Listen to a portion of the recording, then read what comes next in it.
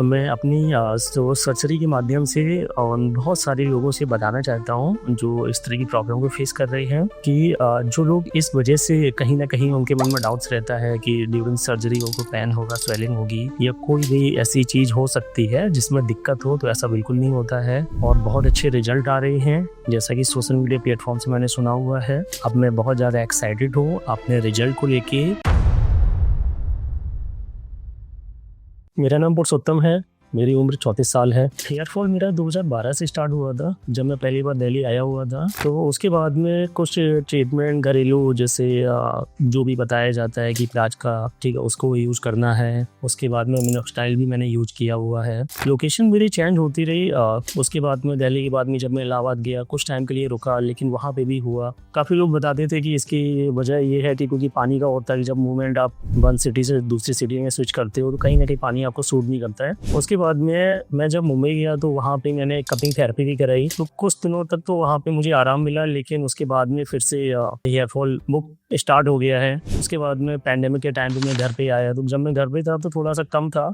उसके बाद में जब मैं फिर से दिल्ली आया हूँ तो फिर से हेयर फॉल स्टार्ट हो गया है। तो मैंने 2-3 बार मिनोक्सिडिल भी यूज किया है, लेकिन वो थोड़े टाइम तक तो बालों को रोकता है। उसके बाद में जैसे ही आप उसको लगाना बंद कर देती हो वैसे ही फिर से हेयर फॉल स्टार्ट हो जाता है। अभी मैं लखनऊ में हूँ, मैं पीएचडी कर रहा हूँ वहाँ से, लखनऊ विश्वविद्यालय से। तो फाइनली मैंने डिसाइड किया है कि अब मुझे ट्रांसप्लांट करा लेना चाहिए। हेयर फॉल जो मेरा हो रहा है, सिटी जो मूवमेंट हो रही है, एक सिटी से चेंज हो रही है, वो तो रीजन है ही, साथ में एक और जेनेटिक रीजन भी हो सकता है जो मुझे लगता है, क्योंकि मेरे मामा के जो है वो उनका जो हेयर फॉल हो सकता है कि मेरे ऊपर असर आया हो, तो ये जेनेटिक इशू हो सकता है जो मेरे साथ में, जो मुझे लगता है। जैसा कि मैंने अभी आपको बताया था कि 2012 से ही मेरा हेयर फॉल हो रहा था, ऑलमोस्ट 14 साल हो गए हैं। तो जो मेरी हेयर लाइन थी वो भी काफ़ी ज़्यादा पीछे जा चुकी है और हेयर फॉल है वो भी मेरा कॉन्टिन्यूस हुआ है, तो बहुत ज़्यादा थिन हो गए हैं। ये पूरा क्राउन एरिया, मिड और स्टार्टिंग, ये सारी चीज़ ही मतलब कि कहीं ना कहीं वो दिखता है कि पूरा ही हेयर फॉल हुआ है। जो हेयर फॉल जो होता है उसकी वजह से हमारी पर्सनल लाइफ में भी थोड़े चेंजेस होते हैं। कहीं ना कहीं हमें ये लगता है कि जब हमारा जो हेयर फॉल जो हो रहा होता है उसकी वजह से हम कुछ ऐसे आउटफिट हैं जिसको हम वेयर नहीं कर सकते हैं। जैसे वो उसमें एक आता है कि सूट, जब हम सूट पहनते हैं तो उस टाइम पे एक लगना चाहिए, क्योंकि बाल जो होते हैं वो मेल्स के लिए बहुत ही इंपॉर्टेंट फैक्टर होता है उसकी पर्सनालिटी को मतलब भी बूस्ट करने में। तो ये भी एक रीजन है कि अब मुझे लगता है कि अब मुझे हेयर ट्रांसप्लांट करा लेना चाहिए, क्योंकि पिछले 4 या 5 साल से जब मुझे लगा कि हेयर फॉल मेरा कॉन्टिन्यूस होता ही जा रहा है, तो ट्रांसप्लांट ही एकमात्र ऑप्शन बचा हुआ है। तो मैंने उसी 3 या 4 साल से ट्रांसप्लांट के बारे में जब सोचा तो फिर मुझे याद है मैंने ये मतलब कि सर्च किया है कि आखिर कौन सा क्लिनिक बेस्ट रहता है, क्योंकि ये बहुत ही सेंसिटिव होता है कि पेरेंट्स को भी कन्विंस करना पड़ता है, ठीक है, तो इमीडिएटली तो डिसीजन नहीं ले सकते हैं। फिर मैंने बहुत सारे वीडियोस देखे हैं, क्वेरा पे भी, सोशल मीडिया पे भी, सारी जगह देखने के बाद में फाइनली मुझे क्यूएसटी का ऐसा प्लेटफॉर्म मिला है जो जहाँ पे मतलब कि सेटिस्फाइड रिजल्ट जो हैं वो काफ़ी अच्छे हैं। कुछ फेमस सेलिब्रिटी भी हैं, ठीक है, उसके अलावा बहुत सारे प्रोफेशनल पर्सन भी हैं जिनका मैंने वीडियोस देखा हुआ है, यूट्यूब पे भी देखा हुआ है, क्वेरा पे उसके भी रिजल्ट देखे हुए हैं। तो मुझे लगा है कि ये बेस्ट है। मैंने यहाँ के जो भी की पर्सन है उनसे भी मैंने बात की हुई है, तो बात करने के बाद में मुझे लगता है कि ये जो जगह है जो मेरे लिए बेस्ट है, तो मैं यहाँ पे आया हूँ।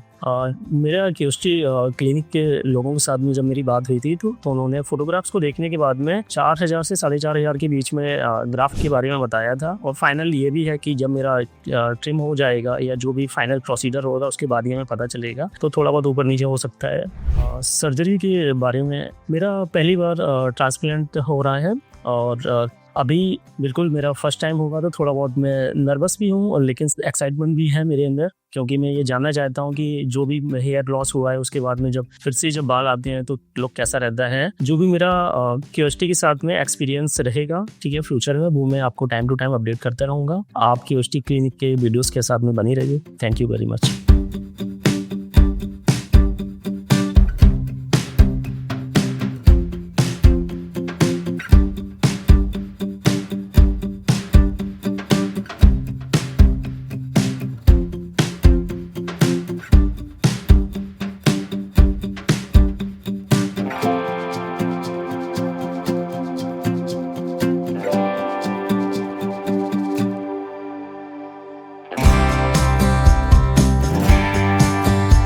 आज मेरी सर्जरी हुई है। सुबह 9 बजे से मेरी सर्जरी स्टार्ट हुई है। ड्यूरिंग माई सर्जरी सारे स्टाफ्स का जो बिहेवियर था वो काफ़ी अच्छा था। जो भी प्रोसीजर वो कर रहे थे उससे पहले उन्होंने मुझे इन्फॉर्म किया था कि वो क्या करने वाले हैं। तकरीबन 6 से 7 घंटे में मेरी सर्जरी जो कंप्लीट हुई है, उसके बीच में रिफ्रेशमेंट के रूप में मुझे लंच भी मिला था और बीच में जो भी मुझे ब्रेक लेना था, वॉशरूम जाना था, तो वो सारी चीज़ें हुई हैं। तो ओवरऑल एक्सपीरियंस मेरा काफ़ी अच्छा हुआ है और जैसा कि आप देख सकते हैं सर्जरी मेरी कंप्लीट हो चुकी है। मुझे कोई भी दिक्कत नहीं है और पेन स्टार्टिंग में थोड़ा सा हुआ था, लेकिन उसके बाद में सर्जरी के टाइम पे कोई पेन नहीं हुआ है, कोई स्वेलिंग नहीं है। सर्जरी में मेरा 2500 प्लस जो ग्राफ्ट है वो लगे हुए हैं, जो कि एक QHT टेक्निक है जो मार्केट में बिल्कुल एडवांस टेक्निक है और इसके द्वारा लगाई गई है। और ये टेक्निक मैंने इसलिए चूज़ की है क्योंकि एडवांस टेक्निक है और बहुत अच्छे रिजल्ट आ रहे हैं। जैसा कि सोशल मीडिया प्लेटफॉर्म से मैंने सुना हुआ है। 20 से 25 मिनट मेरा हो चुका है सर्जरी का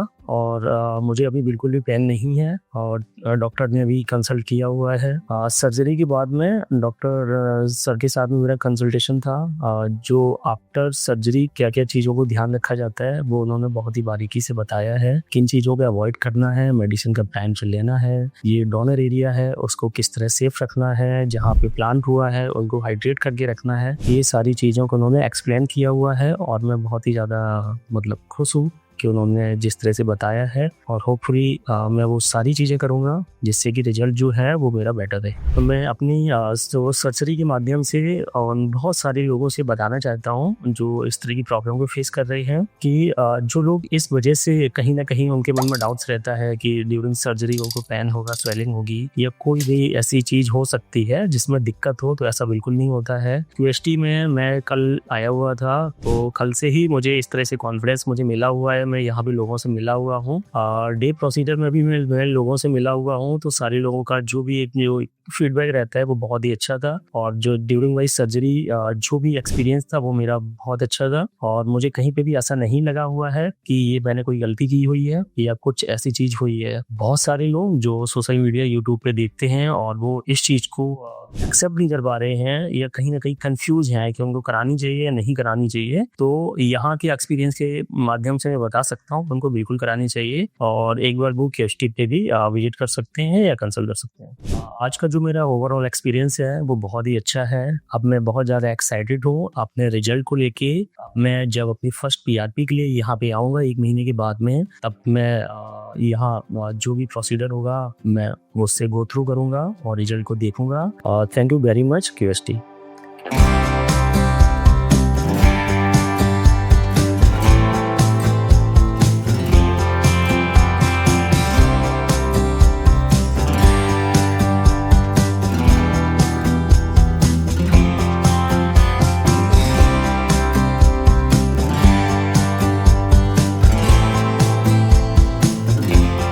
हेलो फ्रेंड्स, अगर आपने अभी तक हमारे चैनल को सब्सक्राइब नहीं किया है तो प्लीज इस वीडियो को लाइक कीजिए, शेयर कीजिए और हमारे चैनल को सब्सक्राइब कीजिए और ध्यान रहे बेल आइकन दबाना ना भूलें, जिससे हमारे हर वीडियो का अपडेट आपको समय समय पर मिलता रहेगा।